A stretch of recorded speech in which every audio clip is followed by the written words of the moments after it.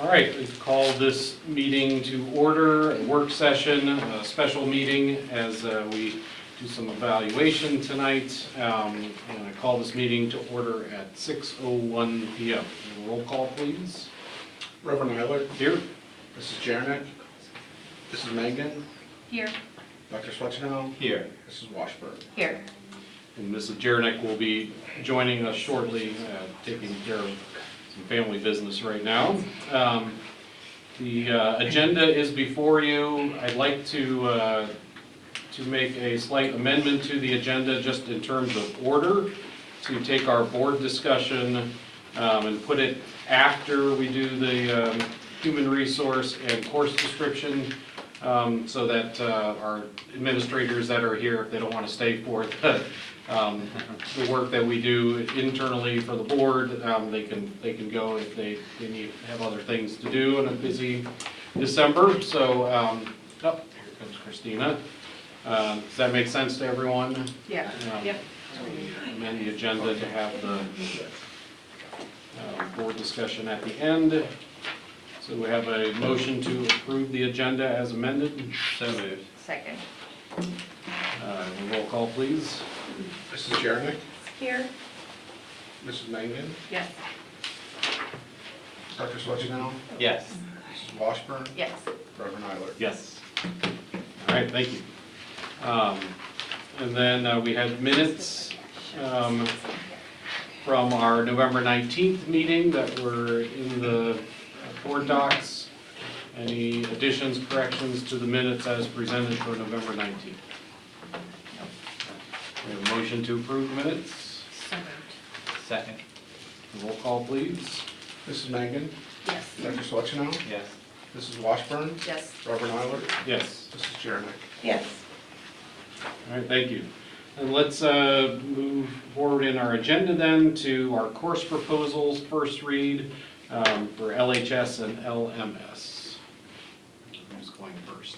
I'll just kind of talk about it a little bit. So we have both principals here for those two buildings. We have 4 course proposals for the high school. 2 of them are just replacement courses, so replacing 2 of the choirs with 2 different choirs, just to kind of give a different focus. And then the 2 at the middle school are, if you remember back to last year, David, correct me if I'm wrong here, we added 2 electives, one for 7th grade social studies and one for 8th grade social studies. And this year we're going to propose to add for 7th grade science and 8th grade science. Is that correct? Close enough. Okay. Yes. So you should have received those in your packet on Friday, so there's 6 total. And then the principals are here if you have any questions for them or need them to review anything for you. So I'll just kind of open it up to you and they're here. And quick reminder that it does not require any additional staffing, Correct. it's just Yep, that's courses. correct. None of them require additional staff. Just a comment, so my niece is a 2020 grad and she graduates in May from UC's DAP program and she, because of the arts program, but she's doing motion design and just got a job offer for the summer, so she will be very happy to see us adding that photo and video. But I think it's very relevant, just knowing, some of our recent grads. It's a good addition, yeah.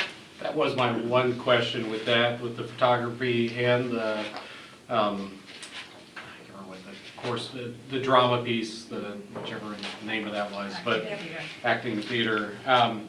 That if we talk to some of our recent grads at CCM and what they are experiencing there, what would have been helpful to them to have additional background in those areas, because we have several graduates that are in those programs right now that we know.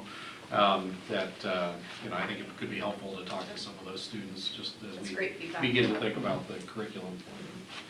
Yeah, that's good. Great.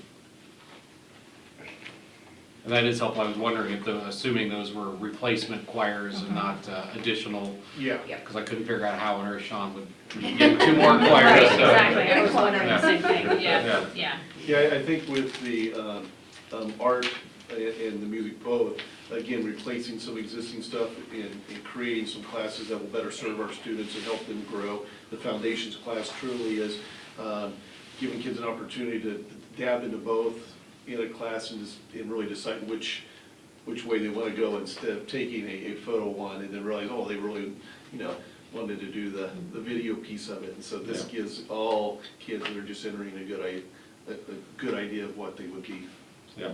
going into if they wanted to pursue further classes. Yeah, and I think the science editions are good.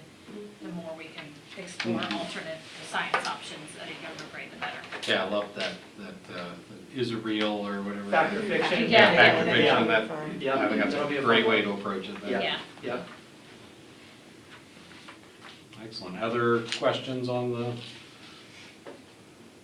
course editions? All right, well, we will approve those at our next meeting, but this is our first reading. If you have any additional questions between now and then, let Mr. Broadwater know and he can get answers for you. Thanks to Dave and David for being here. Yes, appreciate it.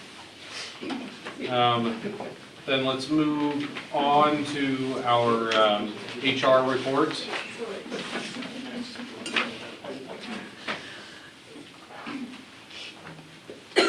You're up, Garth. All right, guys. Thank you. I'm glad that we were able to have this meeting because we have quite a few things that not a ton, but some things that we've been working on. The first item is just more of the typical HR report. There were some things noted in there, if you saw in the notes section, making sure to call out that we have a teacher, Mr. Dale Lawrence, who has 26 years of service with us here as a teacher and a coach, that at the end of this school year, he is going to be stepping away for reasons of retirement. So a big thanks to him and for his service. And then if you look more towards the bottom of that piece, you're going to see the new maintenance person, and his name is Russ Banks. And he has been doing a fantastic job. And just to make sure to note to you guys, I know we talked about it before, but that particular position is going to be paid for through the PI budget, not the general fund, which helps us with that piece. So for that first section, if anybody has any questions, I'd be glad to take them. Just that Mr. Lawrence is a fan favorite. I know. At the Megan House, our history teacher, yeah. Yes, his kind of like his demeanor, his calmness and his demeanor and sense of humor and his connection with kids is going to be missed. Yeah, he definitely is. He Yeah. is a great teacher, and I'm very happy for him, but sad for us. Yeah. All right, we have a motion to approve the resolutions of the Assistant Superintendent of Human Resources, including resignations, deployment of certified classified homebound substitute and supplemental positions for the 24-25 school year. So moved. Second? Roll call, please. Dr. Swetchenow? Yes. Mrs. Washburn? Yes. Reverend Eiler? Yes. Mrs. Jernick? Yes. Mrs. Mangan? Yes. Thank you. And then we've got the field trip applications. Yes, there are two of those. On the first run, when we sent you guys this information, we only had the one, and now there is two. So I want to make sure that you see that the ski and snowboarding club, in addition to the Tigers Inc. group, both of which traveling to New York. The Tigers Inc. group, a pretty fascinating experience to be at the New York Stock Exchange is a pretty neat thing. And then the ski and snowboarding group, this was a trip that group had taken prior to COVID, and then since then, we haven't made that trip. Again, all of these trips, they're all funded by parents. And you'll notice that the chaperones for the ski and snowboarding group, the parent comes with the student on that ski trip. So it's funded by them, and there are their own child supervision for that trip as well. So each child has a parent You on got that it, trip. yep. That's good. That was when I first saw that one, I'm like, I need more detail. Yeah. Great. I like that it's over a longer weekend for everyone, so it's not taking up Yeah. too much school time. Yeah, and the ski and snowboarding trip is coming up in January, and then the other trip for the Tigers Inc. group is until, I believe it's in March. Do I have that right, or is it May? March 6th through 9th? March, yeah, okay. How many parents on the New York trip? 27 kids? I don't have that off the top of my head, but I can, Yeah, it says 27, for the Tigers Inc. Yeah. It's all Tigers Inc., yeah. Yeah.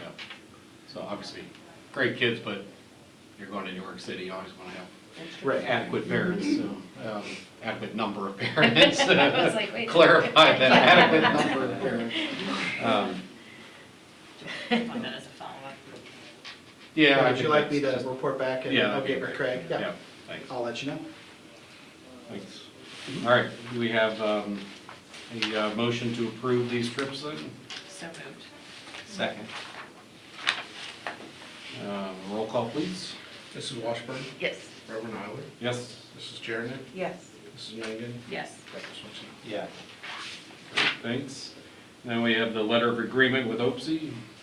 Okay, so what this is actually something that we've had before. And during our negotiations, this was actually something that we TA'd to continue. When we looked back, we found that we didn't formally ever bring it to the board, so that's what we're doing now. We don't use it very much anymore. During COVID time, when we had a really hard time finding substitutes, we had to use this a lot to have classes covered. And if you haven't looked through, this is about aides that are in the building, being able to quote substitute for a class that they were already in. So we haven't, the past couple of years, we haven't used it near as much. But when we of course noticed that it was something that we had brought to the board, we wanted to make sure to do so. So is this to allow them to still be, if of need? Correct. Okay. Yeah, and this isn't the first option, this is Right. actually the last option. So if we've checked with the neighboring teacher about trying to cover the class, if we tried to call substitutes and we can't find someone, this is kind of like, Last resort. yeah, last resort, we still need to find coverage and don't have any other options. This is something that the principals would go to. Great. All right, so we have a motion to approve the letter of agreement with OPSI. So moved. Second. Roll call, please. Reverend Eiler, Yes. Mrs. Jernick, Yes. Mrs. Mangan, Yes. Dr. Switchell, Yes. Mrs. Washburn. Yes. Thank you. And then, we also have the academic calendar first read. I know Yes. this has already been distributed around the buildings, right? Not to all of the staff, but Okay. I've been working with our administrative staff, Great. with our LEA leadership and our OPSI leadership. We had 3 different versions that I went to them with, had discussion, got feedback. We then created a 4th option. All groups, admin, teacher group, and classified group, we all felt like that the 4th option was our best option. And it quite frankly, the calendar itself, the 26-27 calendar with Memorial Day being later in the month of May, because, going, past that is something that a lot of people don't have a lot of desire to do. And there isn't a change with the number of student days and teacher days, but it allows some flexibility to fit things in, which was much nicer. Is graduation included on It here? is Just not. about that. Okay, we still waiting, we gotta wait to hear from Correct. Cintas. Yeah. Yeah, graduation is not on there. This is really, the idea is to make sure that we know when school is starting, so parents and families are gonna know, to work around vacations and those kind of things. And then a big part of this is breaks. Right. People travel a lot on our breaks. If you guys remember, we hadn't been in the kind of ahead of the game, and we were kind of approving calendars the year before. I'm glad that what we're talking about now is a calendar for the 26-27 school year. So we're not talking about next school year, but the one following that, to give people ample notice of what's coming up. And I would say thanks to, it's like putting a Rubik's Cube together. It's a little harder than you think. You've got a couple different associations you're working with, and believe it or not, we do get quite a few calls from parents asking about this year so they can schedule vacations. So I appreciate Garth working ahead. Just so you know, the plan is to continue, now that we are ahead of the game, to continue to work on one for the following year, just to be in a normal flow, so we can have almost kind of like a 1.5 year advance notice at the least, for someone to be able to make decisions around. Looks good. Great. Graduation this year is a weird time, isn't it? Like Yes. 6 o'clock on a Sunday night. Yeah. Correct. We did not win the lottery this year. No, they did not. We lost the lottery. Yeah, I was like, whoa, weird. We had quite a run there, though. Yeah, we had a good run. Similar than- There was a lot going on at Xavier this year, a lot of changes. All right, so no necessary action on that. So, I think that concludes Yeah. HR report. Yeah, my hope is that we don't have a meeting scheduled yet because we haven't had our organizational meeting yet for January. But my hope is that if you do have any comments or anything that we need to discuss, we would be kind of getting that information prior to that, so we could be able to have something approved at the January meeting upcoming, whenever that might be. All right, And as always, the FTE chart and the regular portion or agenda that we already voted on is in board docs. great. Thank you. Thanks, Brett. Thanks, Greg. I did mention the FTE chart on my notes. Okay. You noticed he updated it as well. so Yeah, it's yeah. A little more That's readable. good. Not that it wasn't readable. All right. Then let's turn our attention to some self-evaluation and looking forward then to next year as well. I sent out that piece that came from OSBA just to get some kind of feedback in terms of the qualitative standards for self-assessment. So the four standards they include are providing responsible school board governance, set and communicate high expectations for student learning with clear goals and objectives. Standard 3, create conditions district-wide for student and staff success. Standard 4, hold school district accountable for meeting student learning expectations. I think I said 4, but I meant 5. Standard 5, engage local community and represent the values and expectations they hold for their schools. And so then each one of you then looked at, do we feel like we as a board meet that standard, exceed that standard, need improvement? And I just thought I would ask you all those things so I could compile the responses and see if there were anything that stood out in particular in each of those areas. On standard 1, it wasn't uniform, like exceed, meet standard, but they actually ended up kind of the same for each one of them, that a couple of us said exceed, the rest of us said meet standards for every single one of those. So 2 for exceed, 3 for meet standards for every one of those. So a very similar place across the board relative to those different areas. There were some notes in terms of like evidence. How do you think that's so? Eileen and Lynn got that to me ahead of time, and so I gave you what they gave just as some examples. It's really just giving some examples of where they saw that being apparent in our district. And so I wanted to see if anyone had anything. I know that Christina wrote some things down too, which I didn't get in time to get those out to you. But were there particular things that stood out to you all in that area?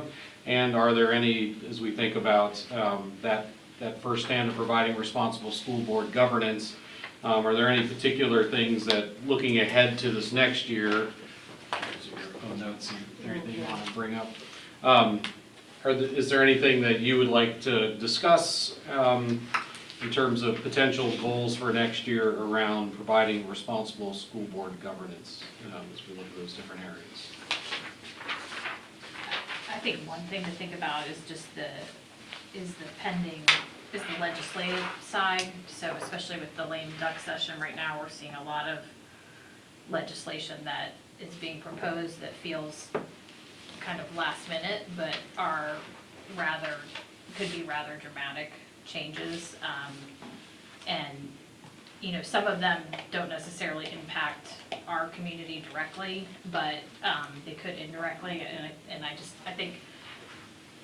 think there's room for us to be looking at pending legislation, even though it's hard because you don't know which things are gonna move or not move through the whole legislative process, but it feels like there's a lot of more than normal legislation coming through, that we should be monitoring a little more proactively and figuring out ways to communicate that back out to the community, so that we can be talking with, with our state reps, with our state senators, and having those types of conversations. But it's, because it's concerning to me that, I don't mind change, but I just don't know that the change is thought out.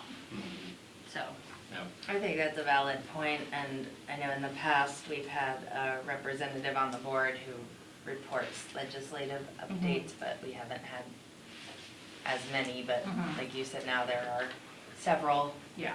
that are in the works.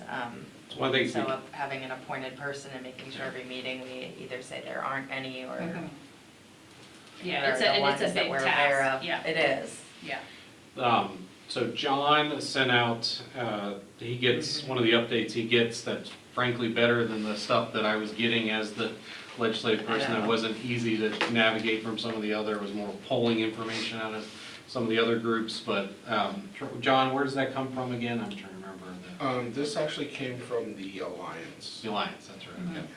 Okay. So as John gets those kind of moving forward, thought we'd share those, and then, as those come forward, if there are things that board members feel that we should, basically there are two different options. We can always individually speak to our legislators as we want, but there is the opportunity as a board, if we felt collectively about something that we wanted to make boards do that with a regular occurrence, across the state, that if a board feels strongly about something, they can take a collective action to advocate for something to the State House. We've not done that, I think, in my time here on really anything other than the finance piece that we've just been doing some kind of So more collective we, advocacy. Andrew and John and I have sat down.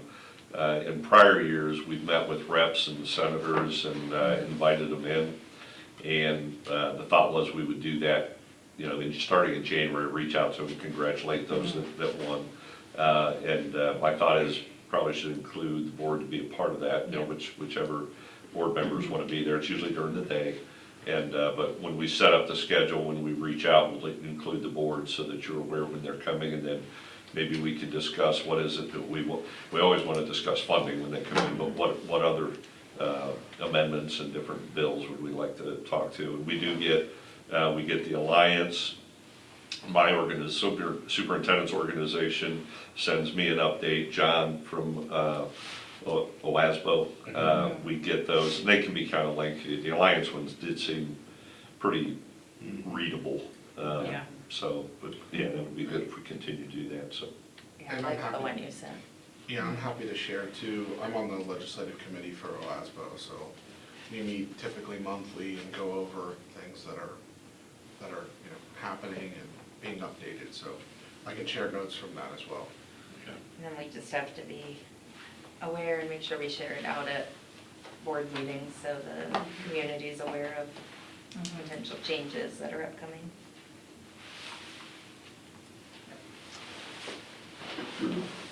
All right, good. I think also it's a smaller thing, but I think we've had positive feedback on the cell phone policy. So I think, looking to see if there's anything additional we want to modify for going into next school year too. But I think we've had very positive feedback coming from students and staff on that. Yeah. Yep. We've also, Eric sent me an article, the AI, we actually have the cohort for the AI, and we're trying to Right. develop what would our teachers want as a policy. The state of Ohio sent out kind of recommendations, so that whether you want to make it a policy or not, we're thinking about, but that's Yeah. another thing. Yeah, that's great. I think I don't know if I was telling this, but my youngest brought 2 kids home from college for Thanksgiving, and so I drove them home and back, and hearing what they're using AI for was really fascinating, just Yeah. like even from a research perspective, how they're just ramping what they can do quicker. Yeah. Was really amazing, so I think the more we can integrate it appropriately, it's beyond the writing a paper for you type, Yeah, it's good. If used right, it's pretty amazing. One of the other things I made a note of in thinking about the governance piece. Our committee structures, I think we can always continue to lean in and do better with those, particularly when we think about some of the education goals and trying to be more proactive and looking at what's happening across the district. For us as a board, I think the most appropriate place for that to find its way into the board's work is through the committee structure. So, as we look at other goals and things we might want to see happening there, thinking about how we can attach that to the work of our committees, so that we don't end up in a weird place where we're trying to do work as a board that doesn't really fit for us. Does that make sense to everybody? Yeah. Good. All right. Anything else on that school board governance piece? Then standard 2, set and communicate high expectations for student learning with clear goals and objectives. Again, we were kind of in all of the exceeds and meet standards. The one place where, probably the one that we had one needs improvement and slightly lower in terms overall was B. Lead the development, articulation, and stewardship of vision of learning that's shared and supported by the district and community. I'm going to speak to that because that Yeah. was me. And with everything I've been dealing with this past week, I took this literally as a self-assessment of myself as a board member on a lot of these questions. So that probably needs to be pulled out. Because I how I, being new and anyway. So disregard that. That's me needing more improvement on what I can do as an individual versus as a team.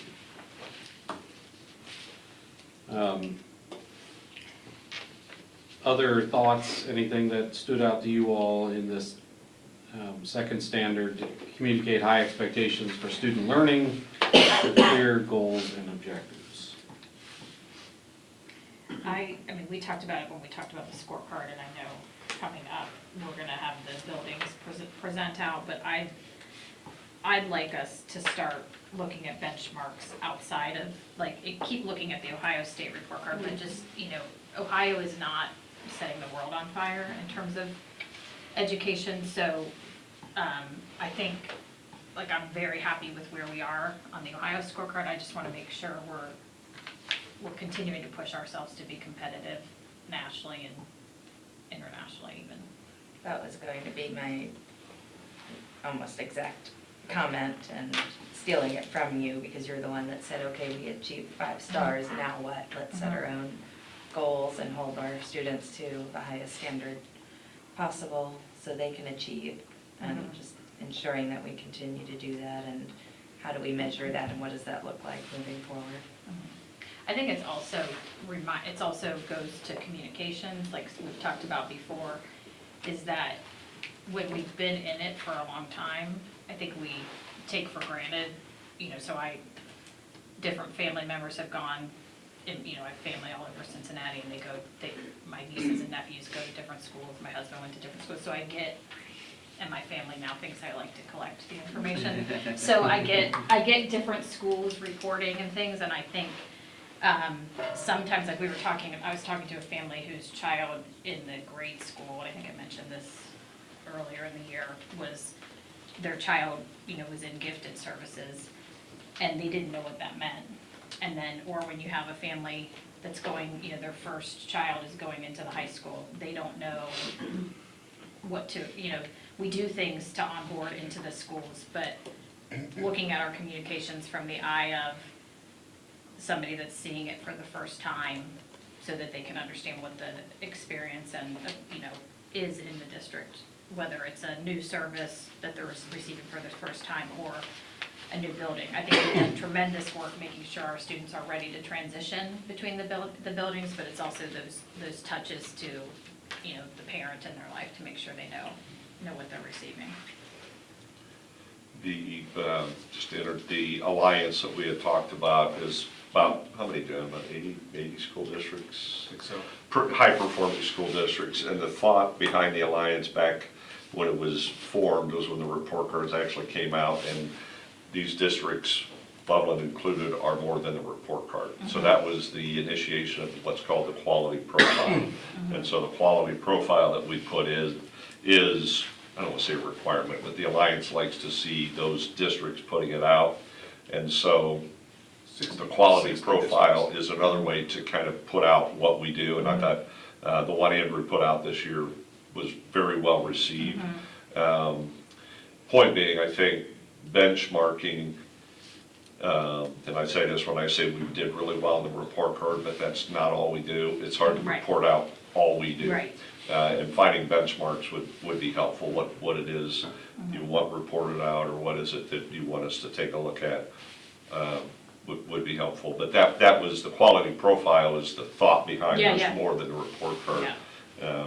So, Does anything come out in that regard, like national standard wise, when you feel like you were just at the National Superintendent Conference, right? I mean, is there anything that kind of comes up there that smells like this, and, you know, some way to kind of look at some national benchmarks or best practice things that we could measure against? I'm not thinking of anything off the top of my head. What I would say is what I notice when we discuss it, even at the conference there, the state of Ohio does tend, it's on a downward trend in the national rankings. I have to believe some of that has to do with how we fund our schools too, because we spend way too much time talking about it versus education. But to answer your question, Jonathan, I can't think of anything that I've seen that does what you're asking. I can't think of anything. Or anything else on the, Going back to the quality report card, how did, and out of those 60 districts in the quality, not report card, but the quality, whatever. Quality profile. Profile. Yeah. How do we benchmark in between schools with that? You know. Yeah, right, you just kind of put it out. Right, and the whole thought of it was, we do have extracurriculars, we do have AP programming that's not really involved in some of the report carding, and there's a lot of various things that we do. The Alliance has never put out different benchmarks, it's Right. really been tell your story Yeah. of what you do outside the report card, so Be if we interesting to- developed our own, Interesting to ask them to just upload it all to, everybody to upload theirs Yeah. to a central spot. And then you could use Be helpful. AI to compare them between. Right, yeah, so we can give some of the kids that assignment. Eric is obsessed. Yeah, yeah. I was going a lot faster. All those sessions you went to. Yeah. I will ask them. But, Yeah. but there's other things too, I mean, there's no reporting of ACT scores on average or SAT scores on average. Not on the report card, but Well, how do we, I mean, again, going back to your question, you know, if, fine and dandy, look how great we are on the state report card. Right. I have a little bit of concerns, because if you have quality improvement that needs to be done at a certain percentage in order to keep 5 stars, there's a Right. diminishing returns there. But, Right. you know, once you've done that, what's next? And There I is. don't feel like we really have a next. the ACT is Norm Bashley, so Right. you have that, we can compare ACT, SAT. Brian Lee, our new Director of Learning Pathways, I think he included on the Yeah. update some of the, what did he put on there, ACT scores and graduate. And so there's other benchmarks, but it's not something that's benchmarked between districts, either state or national, Right. that you look at. Well, and just thinking too, I mean, that we're not necessarily a college prep district, but that's what most of our kids do. You know, how does that look compared to other districts? And is it worth even comparing amongst other districts, because we're all so different? Yeah, I would say we are a college prep district, because we have, I could ask Brian to get it, I would say probably 85 to 90% of our kids are moving on to some sort of Right. higher education, so. That's another way to mark us against other districts. It's a little bit unfair to compare us to the city of Cincinnati, but. Right. Right, just, again, just a thought process of where do you go beyond the state report card? Yeah, I get it, there's a lot more good that happens, and you always want to look and see what can you improve upon.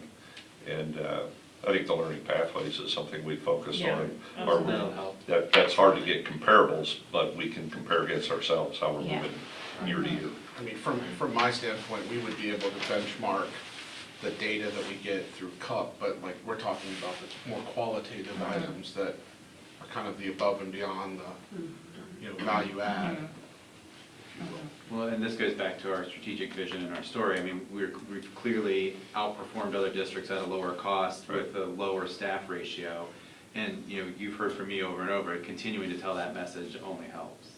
Right, and John's done a nice job with kind of the staffs, and he made sure he's got the ROI graph in there, the return on investment. It looks even better this year's, but what we saw, so, yeah, I would say the bang for the buck is pretty good. Okay. Yeah. And just anecdotally, I have heard from more people on this quality profile, like liking the format. I had a grandparent in the district whose brother is a superintendent of a public school in Michigan, and she wanted an extra copy to give to her brother as an example.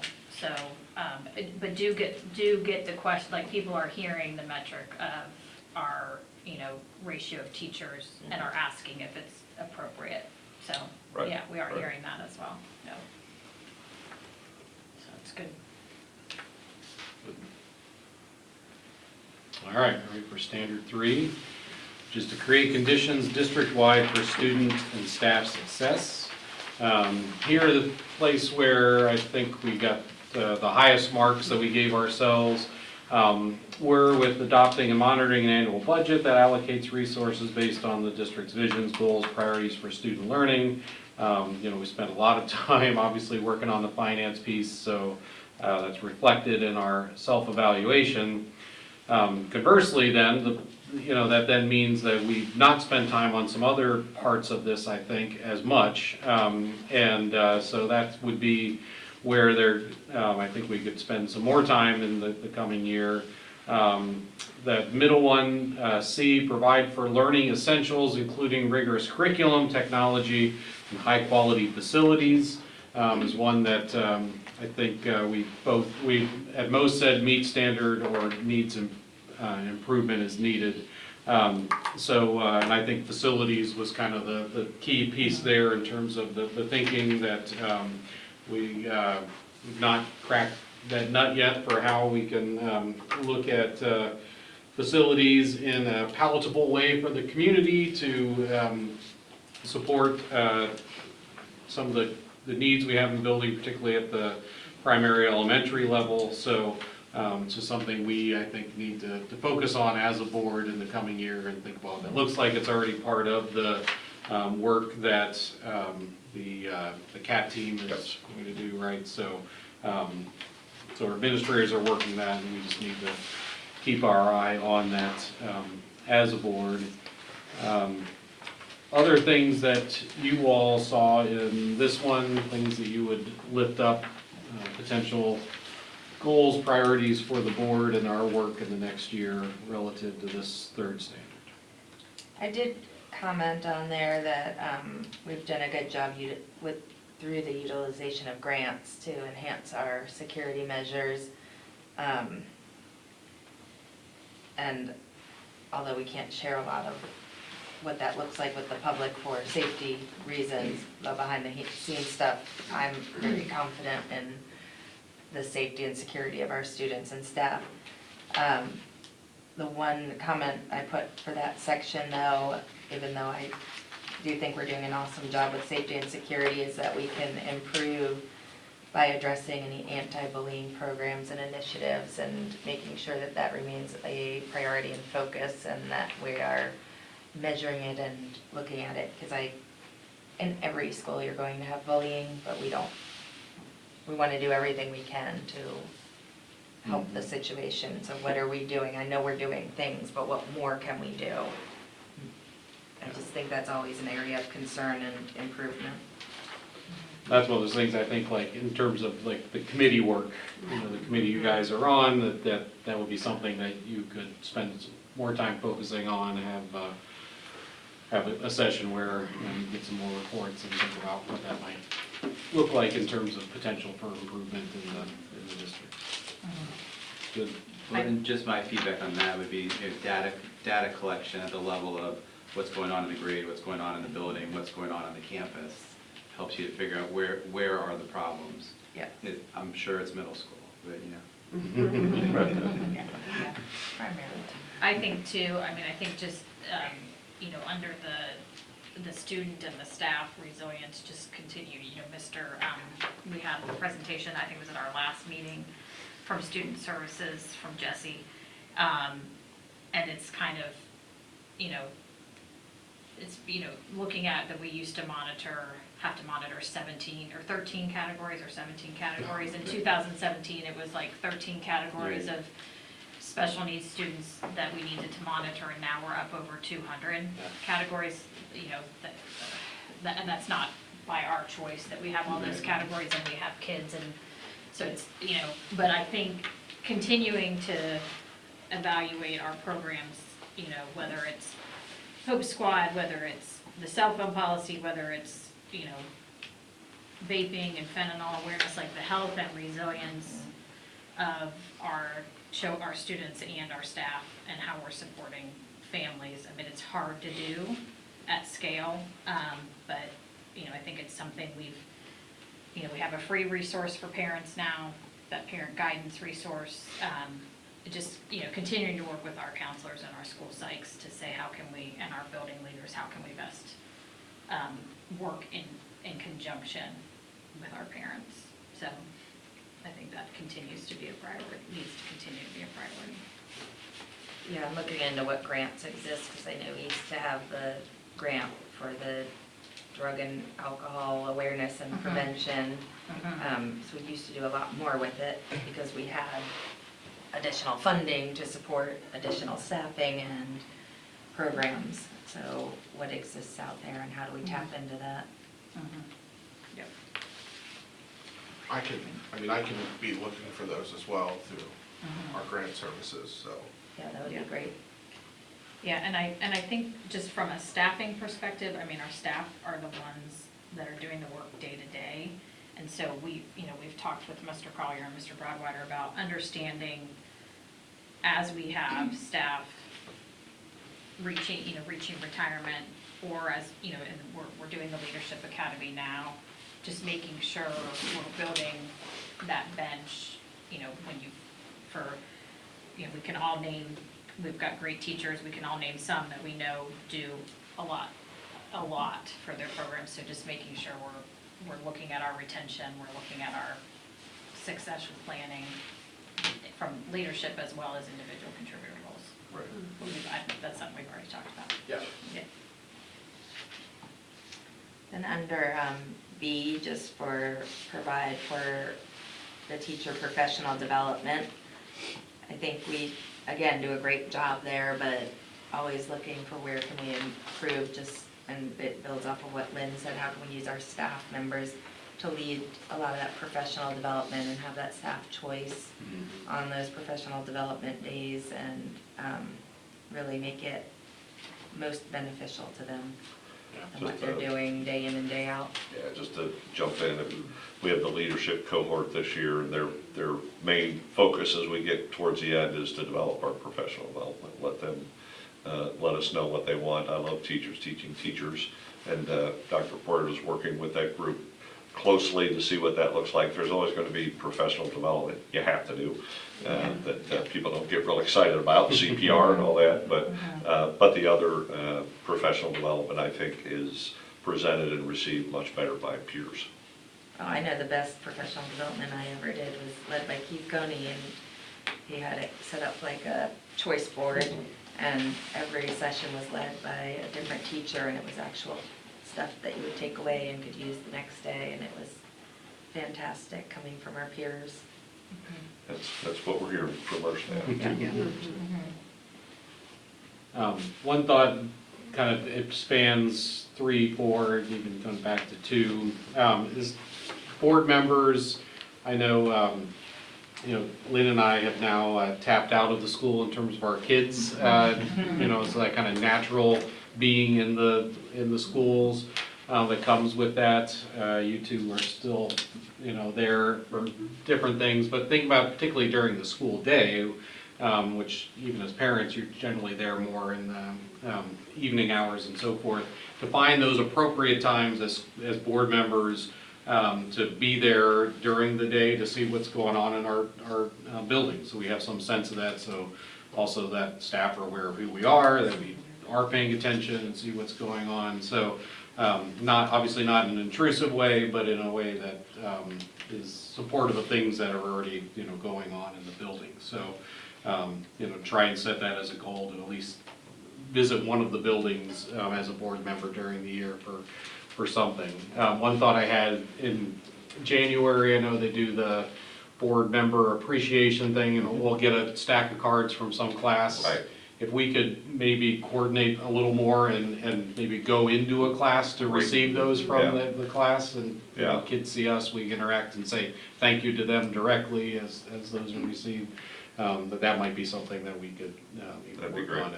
I think we as an administration could be more, help the board a little bit more on that. Like we had Grandparents' Day and great influencers at the high school today. It was awesome. We had over 200 grandparents. But I know for me as a superintendent, when a staff member invites me, I go.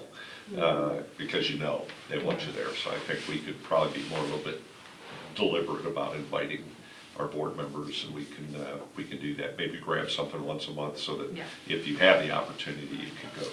That'd be great. I will be going to Grandparent Day at LCSD next week. Tomorrow, Great. tomorrow they're having it at LMS. Yeah. You missed the jelly donuts this morning. They were pretty good.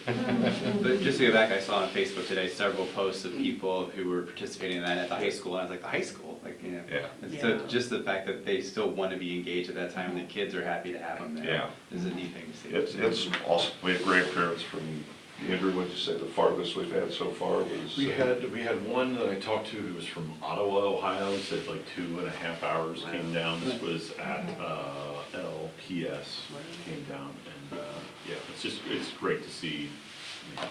It's good memories and good moments for the kids and the grandparents. My in-laws came from West Virginia, so Nice. 3 hours. Yeah, it's great. You win. Right. I mean, they're not gonna see this. Tell them they're at minute Yeah. 47. Yeah.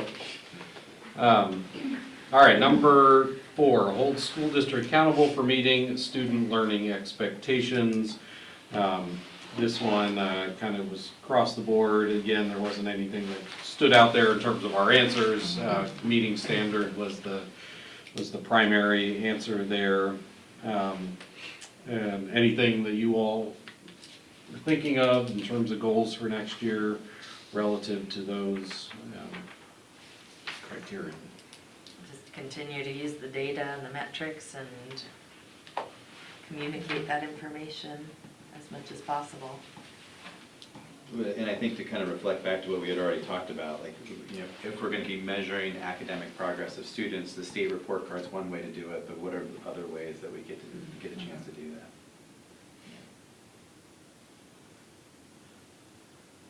For some reason, all but one of my kids has brought international students home when they've been in college, and it's just very fascinating. Like, we've had somebody from Israel, somebody from Brazil, and it's just, and somebody from Bolivia.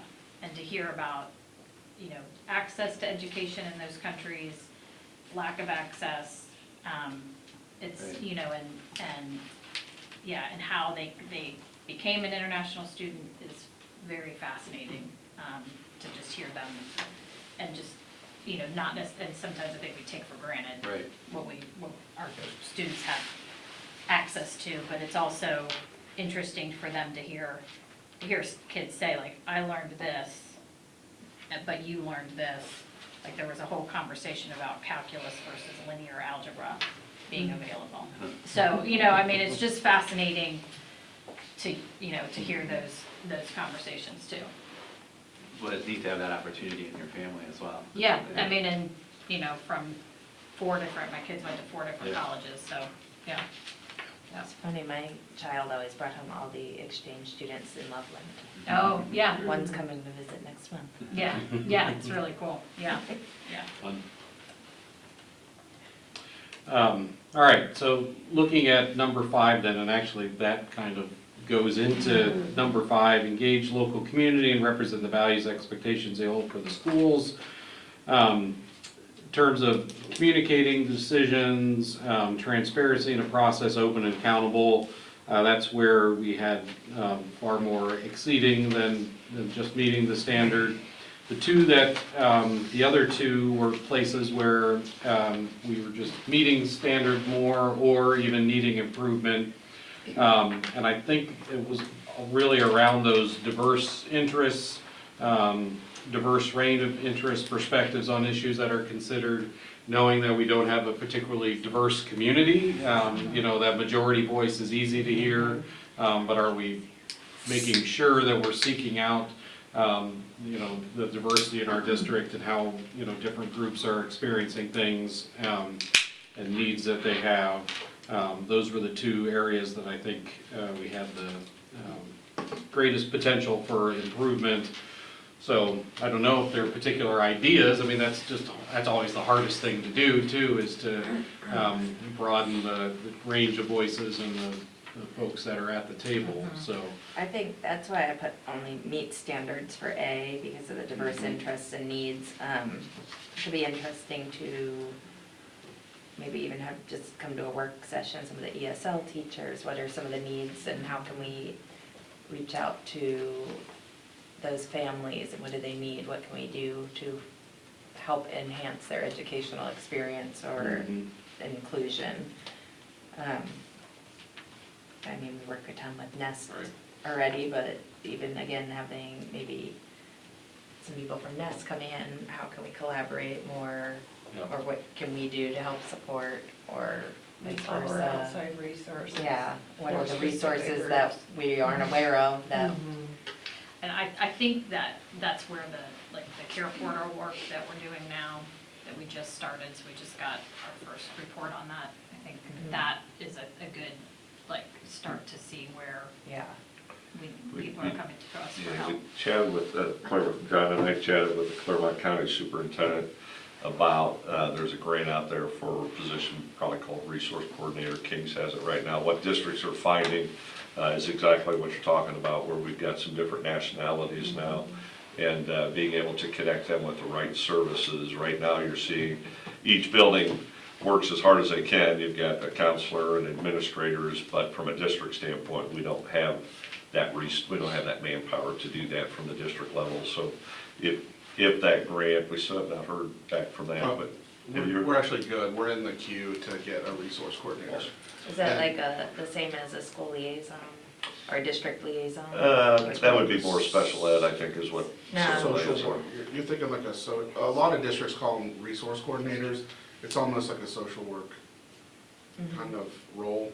Like the ones I've worked Diversity? with, What's that? worked with ESL students, how do they get to a doctor's That's what it appointment? is, Now? yeah. Specific to Yeah. diversity. Yes. Yeah, So they're calling it something different yes. as compared to what I'm used to here. And just so I just you're, wanted to know if it was the same. Yeah. so you're aware, the total cost of this is like 70 to 75,000. The grant that he's speaking of gets that cost for the district down to between 10 and 15,000. And then we're also pursuing the grants to cover the 10 to 15,000. And what is So- the position called? Resource coordinator.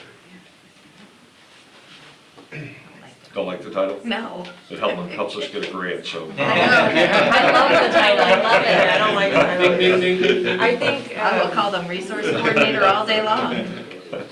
I think something to do would be to look at schools that have higher levels of ESL or diversity and see what's working for them and how we can put it into, means that we don't have as many students, but make it to what we need it to be.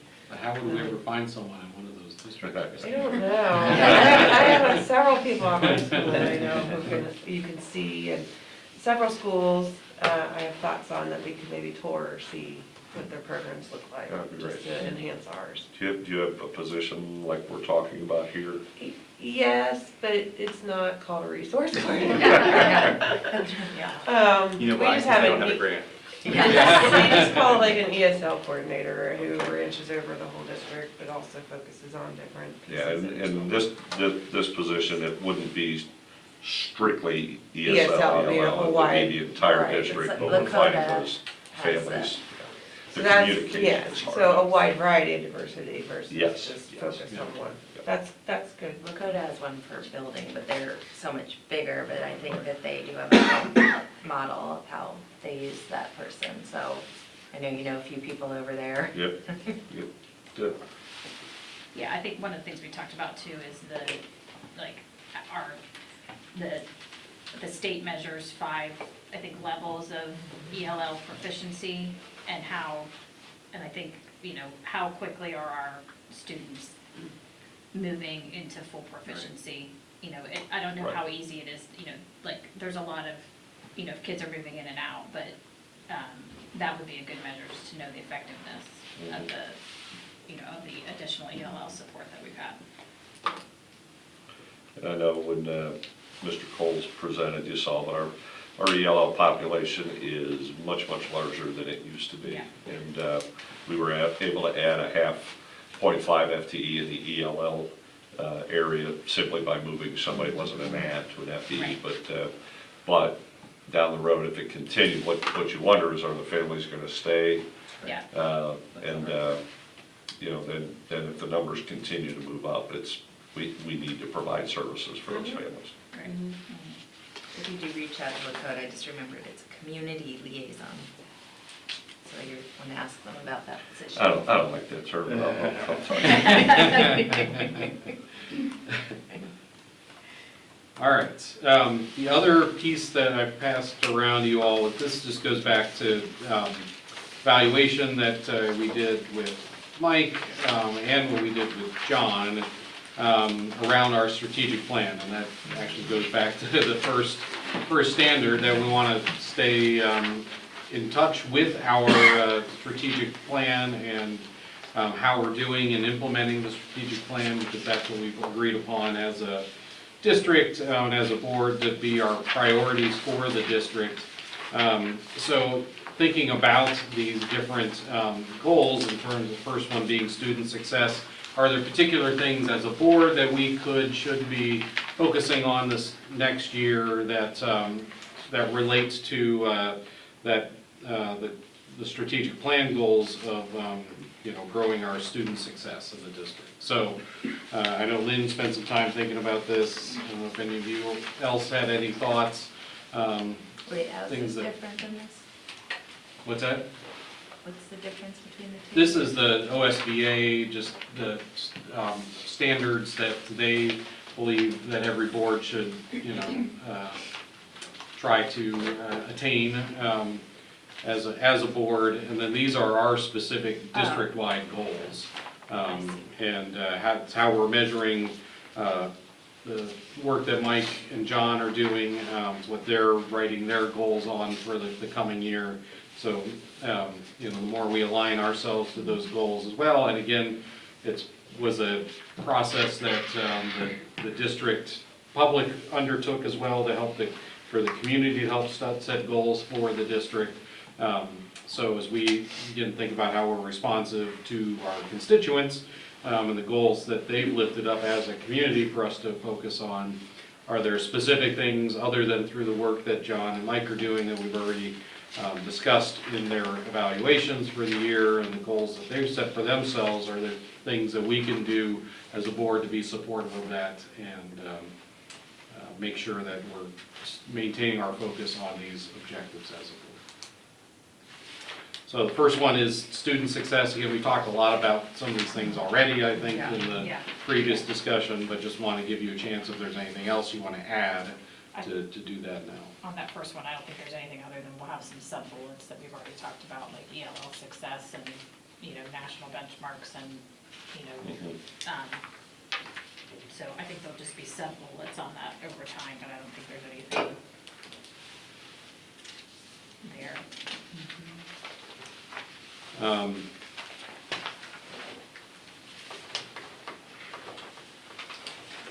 right. What else for collaborative culture? to develop resilient individuals motivated by a culture of continuous growth who are given space to thrive in a safe and nurturing environment. I just think continuing to, like we're doing already, we're trying to find a resource coordinator to have things readily available for families for a variety of purposes, reasons, will continue to help the students, even the staff, and then families as a whole, to build our community to be stronger mentally, safety-wise, and being, reaching their potential of success. So I think just, there's a lot out there, and there's a lot that are just kind of faux organizations that want to take advantage of certain things, so you gotta be careful with what you find. But we definitely need to be looking at several different kinds of resources to help what our students need. Right now, mental health is huge. And I said at the last board meeting, just making sure that the programs we're using are research-based and not just programs that people are putting out there. Yeah. I mean, I went to a couple of sessions at OSBA that were very insightful about that and eye-opening. Yeah. And you can even tie a lot of these first three bulleted items of mental health, safety, and continuous growth with careers and development. So kids really truly understand there are all these types of jobs that focus on these for a reason, and here you are maybe dealing with certain things. Maybe you might want to take a dabble in this area of focus to learn more. But always tie it into their learning. I think this is also the one where when we talk about our succession planning for both leadership and staff. Yep. This is a good placeholder for that, we have the leadership called out, but I think staff as well, when we look at retirements and areas where we want a deeper bench. Would we, I apologize if I'm talking too much. No, you're No, fine, no, no, this is your, straight. you're good. When we look at, my concern, to be frank, is Jesse Coles is one man, and we've got a lot on his shoulders. And you know how we monitor our FTEs, and we make sure that we're able to do, balance and make sure we continue to be very fiscally conservative. But there's gonna be a point where that department's gonna need more than one person. And that time's probably gonna come pretty quickly, because there's a lot that we're talking about in that one department for And one with the person. growing state requirements, and like Lynn said, That was very many measures. Yeah. Yeah, I think, I mean, and I think it's probably, looking at holistically our counseling, our school psych, and his department, and saying, all right, where do we feel we're lacking, and where does it make sense to make an Right. investment? But, Agreed. yeah, I mean, we talk about the first, like I talked about the first time academic scenarios, but we also, you think about the first time mental health scenarios where we do, you do have a child that is asking for additional support. A lot of times parents don't know where to start when they get that phone call. And so just, we can't do, we're not here, we're here to support the family, but, what does that look like? Right. As well? Yeah, I can use today as a great example. Jesse, where as educators know, as you get up to the holidays, your IEP meetings are picking up because they're trying to get them in. And I didn't see him very much at all today because he's sitting in IEP meetings, which he needs to, and he does a great job of, but that means something else is not being addressed. And so even if it means a professional who is able to run IEP meetings such that Jesse can be, have a little bit more vision and lead, I think would be helpful. But we will always make sure we do it such that it doesn't affect our general fund. So we're trying to be, creative with that, but at some point, we've got to get him some support. And we spoke about today, like, with this, typically there's staff savings when we have staff, like retirements and resignations, and also there's a lot of ongoing work that's done by Garth and Mike and everyone kind of working together. But, we might be impacting the FTE Right. chart, but we would be doing so in a hopefully net zero or still with savings because of that savings that we see every year. Well, I think going back to both what Eric was saying was how data helps us, you know, we talked about, you know, going from 17 categories to over 200, but Eileen's comment about we used to work with the LEAD program, you know, where we were getting, you know, pre-COVID, we were getting data to understand where we needed support. So, you know, that's something I think looking ahead and saying, all right, can we get that grant again so that we can start measuring and saying where, you know, where do we need the support to make Yeah. meaningful The improvement? state of Ohio took that grant away. We can look for other grants, but I think it's also, when you look at, if Jesse has more support or we're able to get the resource coordinator, we're able to do more of that, be more visionary than reactive. Right, yeah. Yeah. Well, and just as we talk over it and the need for staffing for all of those responsibilities, the potential of a resource coordinator being primarily grant funded, does that help in this strategic plan goal too? You know, all of those issues? Right, so I mean, 100%. Right. 100%, yeah. So- It's, I don't see anything happening in the future that means we're gonna need less support for our I families. think that's the biggest problem, you know, and you and I have had this conversation on multiple occasions. The state of Ohio appears to be trying to shift monies from public schools to private schools, yet still keep public schools at different standards than private schools are, and it's very hard to balance those two things. Right, right. And you wanna do what's best for families. Sometimes that means the families that need the support that we're talking about. Sometimes it's the families that are paying the bills, that are supporting us. And so you try and find that balance such that the community knows we're being responsible to both, so.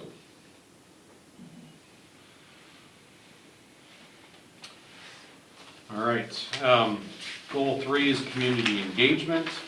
Providing opportunities for two-way engagement and communication. Obviously, the CAT team is primary for us moving into this next year, and the advising that they're doing, that's been really helpful already.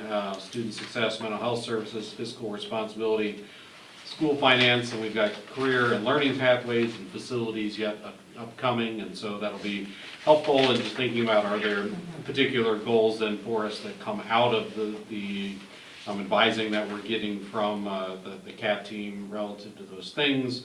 Town halls will continue to happen as well. That's been helpful, and I think making sure that we as board members are present at, you know, we at least have 1 or 2 board members at those town halls to listen and see what's being brought up by community members as they hear from the district. Are there other things that you all would lift up for community engagement that you think is important for us to think about this next year? I think we talked about it, but I think the deeper continuing, we've improved on our relationships with the local city officials and the state officials, but I think we need to keep going. I think you know, when I look at Miami Township, Sims, and City of Loveland, I think City of Loveland is the one I would say we're closest to, and obviously our people, our buildings are in the City of Loveland, but I think we need to keep pushing on deeper relationships with Miami Township and Sims, and then our state officials, and even the ones that are on the Senate Education Committee, getting, closer into those relationships so that, we have a understanding what's coming and that we have a voice in the room. So, and then we already talked about the legislative dashboard. I think that belongs in here as well, so. I also think just being more involved, either students or even staff, just in different events that are being held in Loveland, and volunteer a little bit, just so this, or just hold a booth somewhere, even at the October through May with the farmer's market. Is there something that a group or an organization in the school or club could do under a tent at the farmer's market? Or, I organize a lot of things with that through Scouts and everything that I volunteer with. So there's ways that we can get the kids out so people see what our students are doing and why it's important that we're shifting this route versus that, and so people can see what's going on with our students and where they're going. I wonder if that might, you know, if you look at Tigers Inc., you see our students doing that because you have a leader that's leading the students. And I'm just wondering if that resource coordinator position, if Could that's help with something that, that, too. it helps when you have that adult that's letting the kids know the opportunities. So that's a good thought. The thought that jumped into my mind under this is, I don't think anybody has told the five of you in these meetings how well you've done in directing me with this community engagement. There's a lot of things that we're doing because the Board of Education has asked us to do it. And I think you need to be commended for that. The state funding committee, the CAT team, the town hall, the meet the teams. We've got that diagram that shows how much we're trying to do within community engagement. And all of that goes back to your direction and making sure we're tied into the community. I'm not evaluating you tonight, but I at least meet standards, so I appreciate it. All right, then one more, fiscal responsibility. That, I think this is one we've given the most attention to over the last number of years as a board, but there's always continues to be opportunities for more growth there, and we've already seen a lot through John's work. We lifted up one of our goals for him in this next year is to, has focused a lot on the internal systems in this first year and made a lot of improvements there, efficiencies, and then, to try and increase the amount of time that he's engaging with the community, and done a great job when he's had those opportunities thus far, even twice in one night presenting.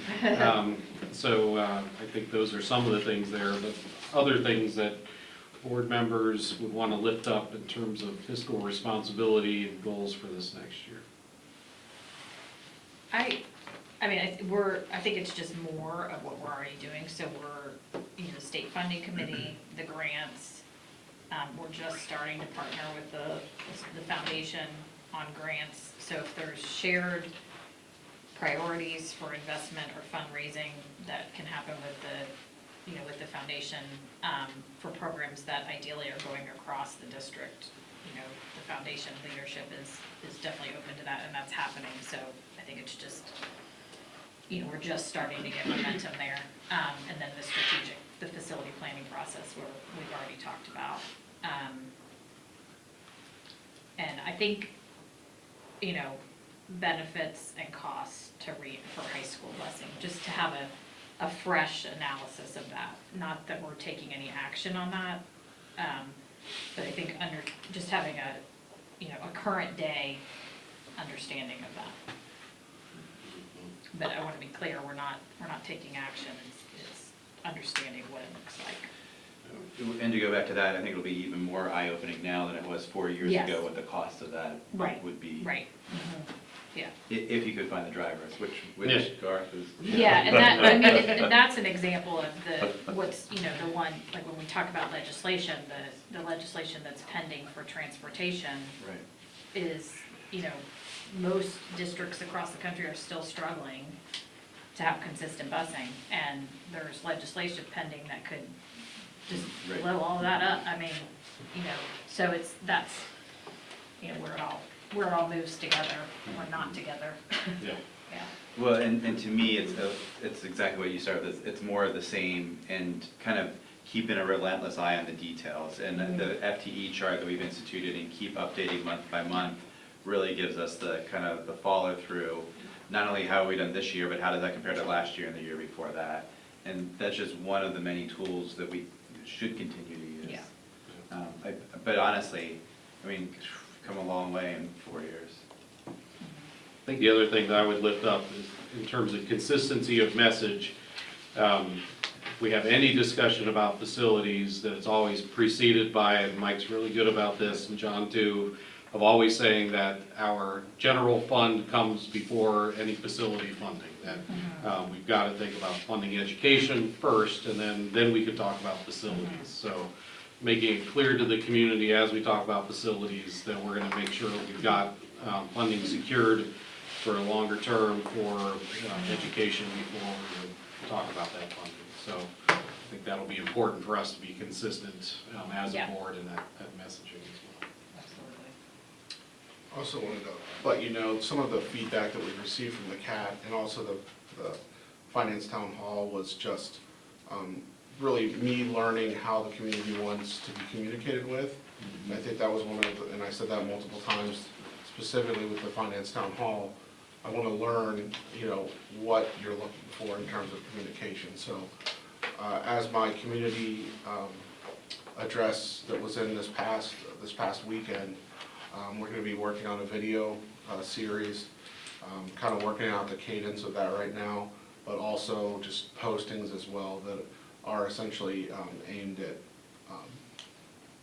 educating the community on terms that we use and processes that we go through, but also, you know, them being able to see me and do it through a video process as well. So that's on the horizon for January. Great.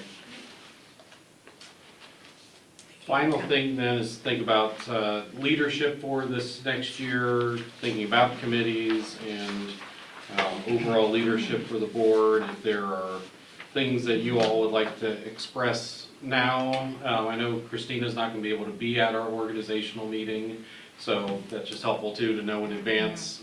Doesn't even have to be tonight, but just so that we're aware of what priorities people have for, if there's something new you want to explore in different committees, so you get a broader understanding of the overall work of the district, or if you want to stay put because you feel like you've got some good things going in those areas. So if someone wants to share something now, great. Otherwise, just be thinking about that so that we aren't just thinking on the fly when we come in January. Never. Yeah. Yeah. This might already be a thing, but I don't think it is. We, in the new year, put which committees we're part of on the website too. Hmm. That way, if people in the community have a question or a need or want to be involved. I can't remember if that is on under our profiles or not, but I Well, kind of feel like it was, but I don't say think it yes is now. over there. What's that? He's saying yes? It is. Okay, good. I believe so, yes. All right. Yep. I'll double check right now. Make sure, and then make sure it gets Probably updated was. too. Yes, Yeah. yeah. Yeah. Oh, okay. I wasn't in. Do you feel that we have a proper cadence for when these meetings are scheduled? It seems like Committees meetings or the? the committee meeting, you know, it seems like we sometimes, like, oh, we need one of these, let's schedule it, versus if we had it on the schedule, I'd much rather cancel than try and get 6 people together. And so I don't know if there's a way that we could have a regular cadence of, I know communications, we'll try and schedule before a board meeting, maybe we try and schedule them before a board meeting and just have a cadence, I don't know what We do, finance does. we settled into one. Okay. So I think maybe, Change it for January. Yeah, January's gonna, we're gonna settle out for January, but we'll settle back in February. maybe we could, maybe John, you and I can talk about what that looks Yeah. like Yeah. and get Yeah. the board our ideas. So they're on the calendar, it's easier to cancel than try and Right, schedule. right, yeah, yeah. I would volunteer myself to do more legislatively next year. I'd like to continue what I'm doing. Plus,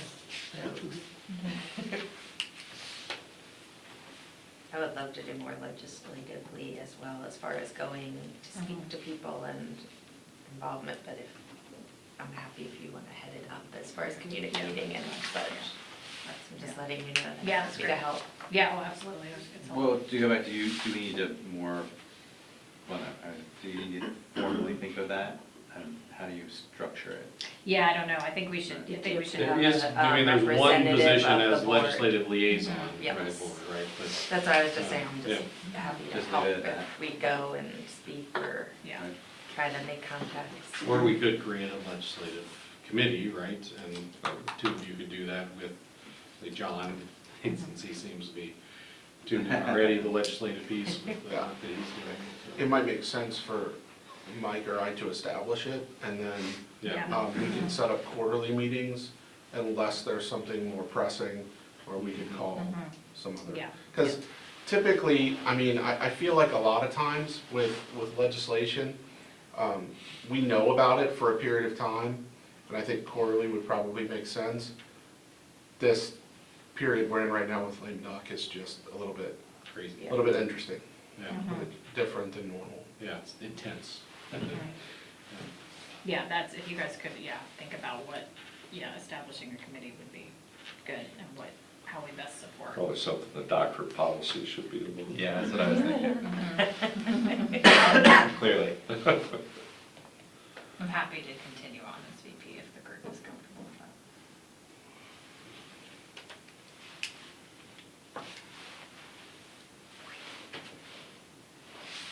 And having done this role for 1 year, I feel like I'm actually starting to figure out what I'm doing, so I'm willing to do a second. I see a future Kathy kind of role for you. I don't know, 34 years is definitely not in my future, but, or 30, what did she end up at, 30? Yeah, that's good, yeah. 30, yeah, so.